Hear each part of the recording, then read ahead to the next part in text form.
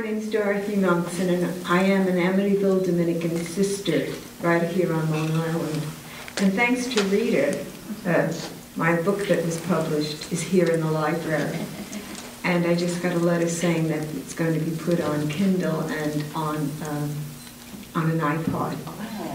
So I was very pleased with that. And when I was talking to Eileen, she said, no big long stories. So I said, no, I won't. So I didn't take, I'm writing another manuscript, and so I didn't select the story of my life. Instead, I took, like most people, you keep changing careers or jobs and all that sort of thing. So I began as a teacher in elementary, high school, and college. And then I worked in the Rockwell Center Chancery for a long time, and all those kinds of things. And then finally, I had a major transition in my life. I became a chaplain at Good Samaritan Hospice, which is now Good Shepherd Hospice. So while I was there, I just encountered so many wonderful people, the caregivers and the staff and just everyone. And so I began to say, these stories are so precious, they should be written, and that's why I wrote the book. So because I wanted to take something, I just opened the book last night and said, well, I'll take, this is a chapter, it's called, It is in Giving That We Receive. Another caregiver, Miriam, had an especially close relationship with her husband, Charlie. I felt there was something unique about Charlie during my very first visit. Charlie was extremely sick, but always managed to smile. I remember as I watched blood constantly being pumped out of his body, thinking this man is a living witness to Jesus' suffering and death. Charlie was also a gentleman, very spiritually and utterly selfless. Miriam attended to his every need. The three of us often prayed together. Miriam was completely dedicated to Charlie's care. Each day, Charlie's condition worsened. When Charlie first entered the active phase of the dying process, he asked Miriam for paper and a pencil. He printed, "Looks hard, it's easy, no pain."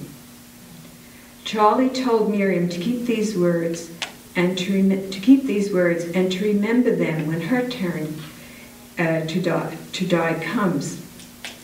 Miriam was always afraid of death.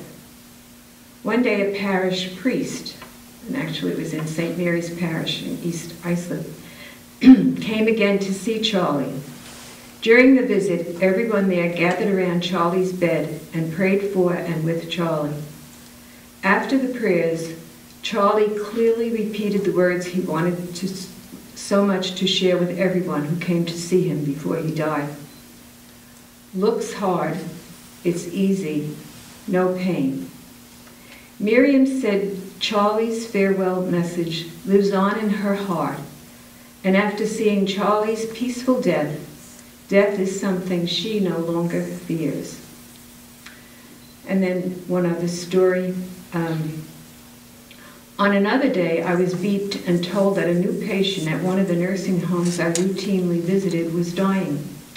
When I reached the patient's room, his son Brian was sitting at his bedside. I introduced myself and noticed that Brian was tearful. I expressed my sympathy to him and was surprised to hear him say, "It's not my father's death that causes me sorrow. It's that I can't find it within myself to forgive him." "Did your father abuse you, Brian?" "Yes," he replied. Brian described the verbal abuse he remembered suffering all through his childhood. I looked at the patient and wondered if he was able to hear what Brian had told me. I did the best I could to create a dialogue of what Brian might want to say to his father and what his father might possibly say to him. Brian just listened and cried. I asked Brian if he wanted me to pray for his father, and he said yes. Then he joined me in prayer. The next day, Brian's father died. I called Brian after I left the hospital. When he answered the phone, he sounded jubilant. He told me that somehow he received the grace to ask for his father's forgiveness and to forgive him. Everything is okay. I'm very grateful. I can remember that scene so well. Every time I visit a patient, I have the privilege to be welcomed into people's lives and homes. I couldn't list the spiritual gifts I have received from patients and or their family members, and there are many other stories. But when I was doing this work and listening to the stories today and all the good things that every human being does, I thought I would close with this. This is a Jesuit, Father Pedro Arupe. If you go to Manhasset, you'll see his name there. He was the head of the community at one time. But it speaks, I think, to all of us. Nothing is more practical than finding God, that is, than falling in love in a quite absolute final way. What you are in love with, what seizes your imagination, will affect everything.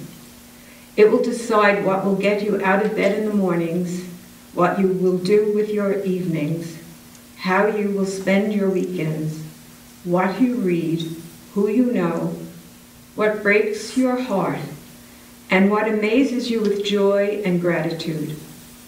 Fall in love, stay in love, and it will decide everything.